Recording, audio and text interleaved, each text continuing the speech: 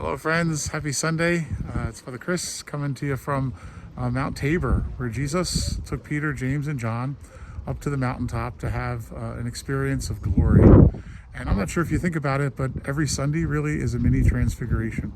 We're invited up to encounter Moses and Elijah, the Word and the prophets, the law, and to be nourished by God so that we can then go down, leave Mass, and be nourished for the week to come.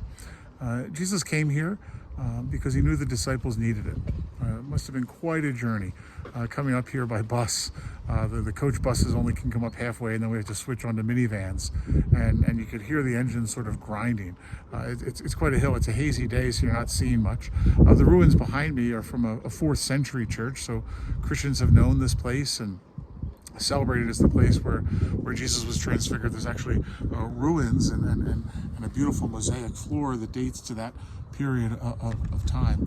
And again, just a look out over this amazing valley. The view that Peter, James, and John had was absolutely amazing, but of course, even more so would have been the view of glory. So hats been blown off because of the wind, or maybe that's God telling me that I've said enough. But may you just know God's goodness today, and as you worship the Lord, whatever church you find yourself in on this Sunday, may you know that God wants you to know his glory as well.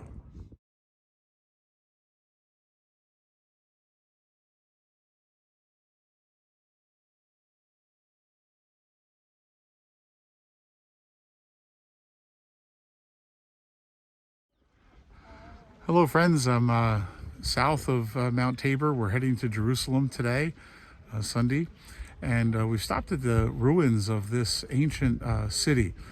Folks have lived here for about 1,800 years before Jesus, until an earthquake destroyed the city around the year 750, so 750 years after Jesus. This hill behind me plays a pretty significant role in the life of the Old Testament. It was on top of this hill that King Saul, his body, as well as 3 of his sons, were hung. King Saul was the one that God gave to Israel as the king. And sadly, things did not work out well. First and foremost, he becomes very jealous of King David. You remember after David slays Goliath, which happened not far from here, and the Jewish people and the Philistines were at battle with each other.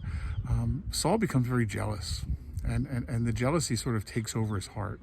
Eventually, he goes not far from here to a sorcerer, a witch, and wants to know how he can, raise up his spirit again. And so again, doesn't go to God, but goes to this human person. And so I think that there's something in that for us. First off, jealousy, right? How horrible jealousy can become, and it can really ruin us. And what's the opposite of that? Gratitude. Gratitude for all that we have. Even when we feel jealousy, nothing wrong about feeling jealousy, but when we act on it the way that David did, it can really lead to destructive things. And then secondly, just be really cautious of horoscopes and tarot cards and sorcerers and palm readings and fortune tellers.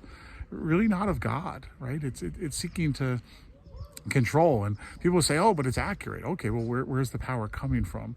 Because it's probably not coming from God. And so we want to be cautious, right? And so Saul's body displayed up here, and then his head and the head of his 5 sons paraded around 5 different Philistine cities in mockery. Eventually, God gives the Israelites a second chance with young King David, and the story goes on. But may we not fall by jealousy. May we not fall by placing our things in the things of this earth, or even the forces of evil. God be praised.